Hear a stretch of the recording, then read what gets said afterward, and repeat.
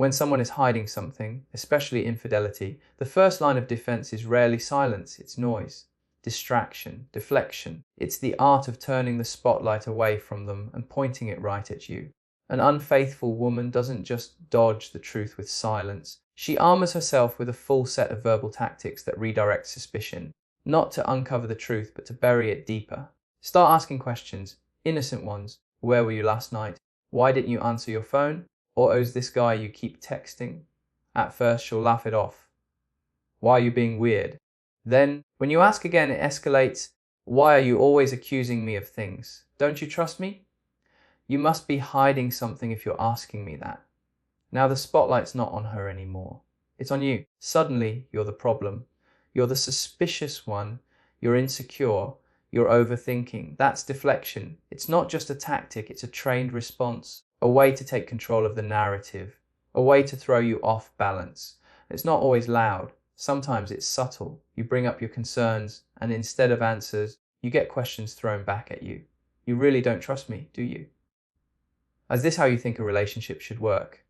Why are you always in my phone?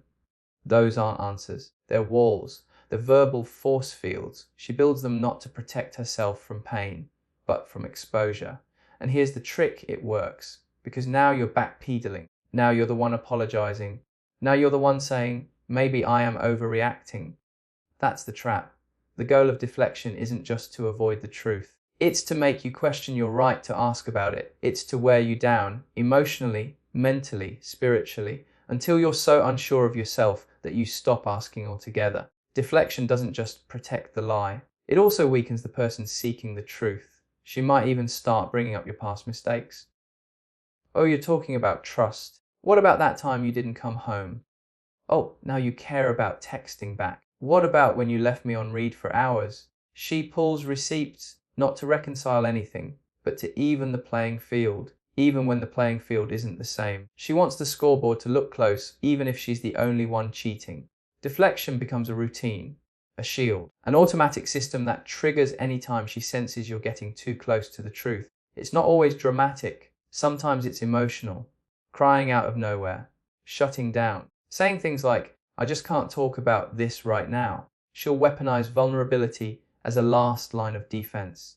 Because when you show doubt, she shows drama. And when you show concern, she shows tears. The moment you raise a flag, she raises the stakes. When an unfaithful woman begins to feel the heat, when your intuition starts connecting the dots, she doesn't meet your concerns with clarity. She meets them with a dagger wrapped in soft words. You're insecure. So it sounds harmless at first, even reasonable, because who wants to admit they're insecure? Nobody. And that's the power of the phrase. It puts you on the defensive without her ever having to explain a thing. You ask why her stories keep changing, why her schedule doesn't add up anymore, why she used to text back within minutes and now she vanishes for hours. You're not angry. You're curious. You're trying to understand. But instead of getting answers, you get dismissed. You're being paranoid. You're insecure. Not everything is about you. And now it's not about the inconsistency. It's not about her behavior. It's about your mental state. Suddenly, you're the one under a microscope. This tactic is calculated, even if she doesn't know she's doing it. It's emotional manipulation in its cleanest form. Take the spotlight off the behavior and shine it on the person calling it out. The accusation of insecurity is meant to shut the conversation down, not open it up. It's meant to make you feel guilty for even asking. Because what happens after she says it? You hesitate, you second guess yourself. You wonder, am I really being too much? Am I creating drama out of nothing? You're not doubting her anymore. You're doubting yourself. And that's exactly where she wants you.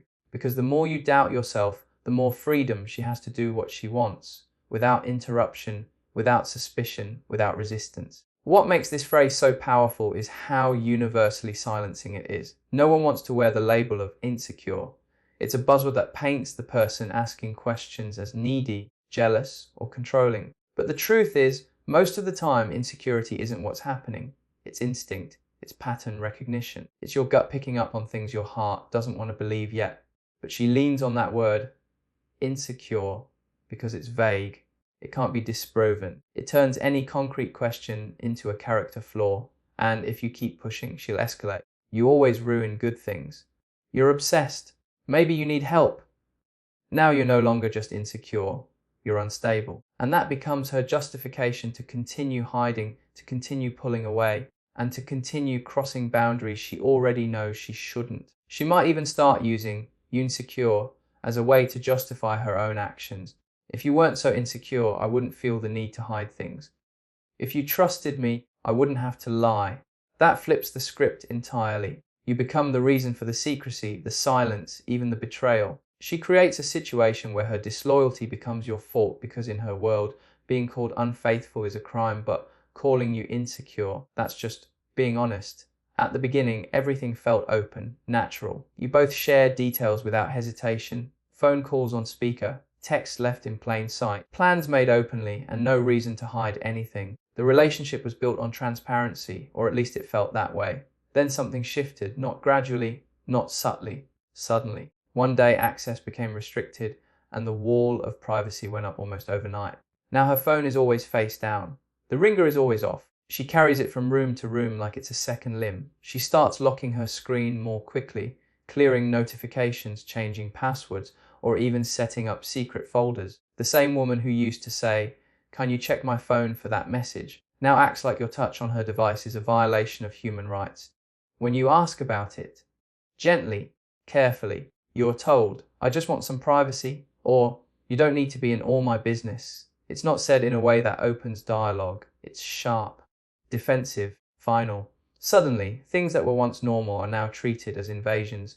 She goes from being casual and open to hyper, vigilant and overly protective. You're not seeing secrets. You're seeing the setup that keeps them. It's not just digital either. The emotional walls go up too. Her answers get shorter. Her whereabouts get vaguer. You ask how her day went and get a recycled, "It was fine." You ask who she was with, and she replies, "Why do you need to know everything?" Before, sharing was part of the connection. Now it's treated like interrogation, and this shift is always framed as growth. She'll say things like, "I'm just reclaiming my independence. I need to protect my peace. I don't owe anyone an explanation for how I live my life." Those phrases sound empowering, and in the right context, they are. But in this context, they're not about self-growth. They're about creating space. Not emotional space for reflection, but physical and mental space to move without question, to behave without accountability, to disappear when needed and reappear without explanation. She might even start labeling your concern as controlling. "You don't respect boundaries. You're acting possessive. You don't trust me to have my own life." These are not statements designed to create balance. They're used to shut you down, because excessive privacy isn't just about hiding. It's about discouraging investigation. It's a preemptive defense. It creates an atmosphere where asking questions feels wrong. Even when your instincts are screaming that something's off, you notice new habits, deleted call logs, password changes without mention, new friends you've never heard of, and when you ask who they are, she shrugs and changes the subject. The point isn't that she has something to hide. It's that she's working overtime to make sure you never get close enough to find out. The openness you once shared has been replaced with vague language, unexplained plans, and a growing distance that she blames on needing more space. When an unfaithful woman starts to fear that the truth might come to light, she doesn't rush to deny it directly. Instead, she twists reality. She turns the spotlight around, not just to avoid blame, but to make you question what you saw, what you heard, and eventually what you felt. That's gaslighting, and it doesn't start with screaming. It starts with quiet rewrites of the truth. You bring up a message you saw. She says, "That's not what you think." You mention something she said last week that doesn't match up today. She responds, "I never said that." You express your gut feeling that something's changed. She sighs, rolls her eyes, and says, "You're being dramatic." The more you press, the more she spins. Not lies in the traditional sense, but distortions. She'll claim you misheard. She'll say you misremembered. She'll insist you're overreacting. And over time, her goal becomes clear, not just to make you believe she's innocent, but to make you doubt that there was ever anything suspicious to begin with. The genius of gaslighting is that it doesn't require proof, just pressure. She keeps repeating the same lines, the same denials, until eventually you start to doubt your own grip on the situation. Maybe I did misunderstand. Maybe I am just being sensitive. Maybe it wasn't a big deal. But you know what you saw. You know what you felt. Still, she'll turn even your memory into a weapon against you. Ah, you always twist things. That's not how it happened. You remember everything wrong when you're mad. It's not just about dodging blame. It's about controlling the narrative. If she can convince you that your memory is flawed, your questions are invalid, and your instincts are wrong, then the truth never has to be addressed. And if you ever do catch her in a lie, she'll switch tactics in a second. She'll say, "Why are you digging through my stuff anyway?" She'll say, "This wouldn't have happened if you trusted me. Now you're the one in trouble. You're the one apologizing. You're the one questioning your own sanity." That's what gaslighting does. It doesn't just protect the liar, it weakens the truth teller. She'll say things like, "I think you just want something to be wrong," or "You're looking for problems that aren't there." And when you try to hold onto the facts, she shifts to emotion. "I can't believe you'd accuse me of something like that.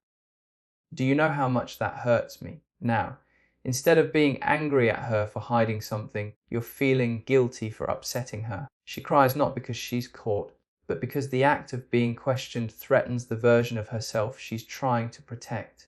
And so, you find yourself walking on eggshells, avoiding questions, filtering your thoughts, afraid that bringing up what's bothering you will only make things worse. There's a certain kind of language that sounds strong on the surface, confident, independent, untouchable. Words that echo the tone of self-love, growth, and personal boundaries. But when they come from the mouth of an unfaithful woman who's covering tracks and dodging accountability, those phrases don't empower anyone. They disguise betrayal. You start noticing the shift in how she talks. It used to be, "We're." Now it's all about me. She says, "I'm just focusing on myself right now." Or, "I need to do what's best for me." You hear those lines and pause, because, of course, self-growth is important. But in this context, it's not about evolving, it's about escaping. It's a shield, one that gives her the room to make selfish decisions while dressing them up in the language of progress. Suddenly, you're the problem because you're holding her back. You're not respecting her journey. You're too attached, too emotional, too dependent. You hear, "I'm not ready for anything serious. I don't want labels right now. I'm discovering who I really am." But her idea of freedom isn't time alone with herself. It's time with someone else behind your back. It's emotional distance masquerading as personal growth. She's not trying to reconnect with her identity. She's using these phrases to disconnect from her responsibilities. And when you confront her about the shift, about the inconsistencies, the secrecy, the energy that feels off, she turns it around with more rehearsed lines. "You're intimidated by a strong woman. You just can't handle someone who knows her worth. Not everything I do has to revolve around you." Now she's not just avoiding the conversation. She's painting herself as a hero and you as the threat. The more you question her behavior, the more she leans into the image of the misunderstood, independent woman who's just trying to live her truth. But the truth she's living is selective.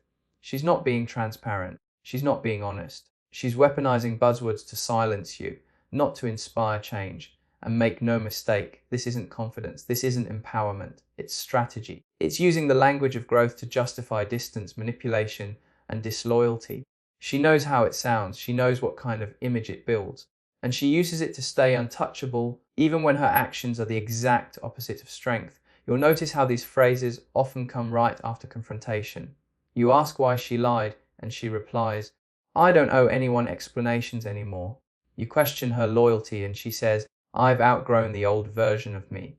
But growth without integrity is just a costume, a way to walk away from accountability while still sounding evolved, a way to make you feel small for expecting the truth. She hides behind empowerment the way a magician hides behind a curtain, not to reveal something powerful, but to distract you while something else disappears. One of the most disorienting signs of emotional dishonesty is inconsistency, not in actions alone, but in words. When a woman is unfaithful, she doesn't always stop saying, "I love you." In fact, she might say it more often. But the tone changes, the timing changes, and most of all, the weight behind the words begins to crack. Some days it's all affection, sweet messages, random, "I miss you," texts, hugs that seem tighter than usual. But then suddenly, without warning, it flips. She's cold, distant, hard to reach, and when you ask what's wrong, she shrugs or says, "Nothing, I'm just tired." It's a cycle, warm, then cold, affectionate, then absent. One minute she's calling you her person, her world, her everything. The next minute she's questioning the whole relationship. I love you, but that phrase becomes her new default. I love you, but I need space. I love you, but I'm not happy lately. I love you, but maybe we rushed into this. That but is where the love stops being love and starts being leverage. You're left trying to make sense of her words. Because on Monday she's telling you she can't imagine life without you, and by Friday she's saying she feels confused, like she needs to find herself. It's not just the frequency of the words, it's the placement. They come out at strange times. After an argument, when you catch her in a lie, when you start to pull away. Suddenly she's emotional. Suddenly she remembers how much you mean to her. That's not real love. That's panic management. She keeps saying the right things to keep the connection alive. Just enough so you don't walk away. Just enough so you doubt your gut. Because if she didn't still say, I love you, then maybe you'd have the clarity to see her actions for what they are. So she keeps sprinkling the words around, out of habit, out of guilt, out of fear of being seen. But you notice the difference, you feel it. Before, her love was consistent, grounded, effortless. Now, it's performative, calculated, unpredictable. One week, she talks about future plans, living together, traveling, even marriage. The next, she talks like she doesn't even know if you're compatible. It's not that her feelings changed slowly. It's that she's living two versions of herself and trying to keep them both intact. She uses love to calm you, to reset the board. When things get too close to the truth, she dials up the charm again. She calls you her soulmate, posts you on her story, holds your hand in public, because that image keeps her protected. Not because her love is constant, but because your belief in it is. So you're stuck in a loop, trying to hold on to the days when it felt real, trying to ignore the nights when it feels gone. Listening to someone say, I love you, while their eyes say something else entirely. In the end, it's not the words she says, it's the pattern behind them. The deflection, the gaslighting, the sudden privacy, the emotional hot and cold, the fake empowerment, the twisted use of love, none of it is random. It's all part of a system meant to keep you questioning yourself while she avoids accountability. An unfaithful woman rarely admits the truth outright. She says just enough to keep you close, but never enough to give you peace. And the most dangerous part, she often believes her own lies. But once you see the pattern, you can't unsee it, and you shouldn't.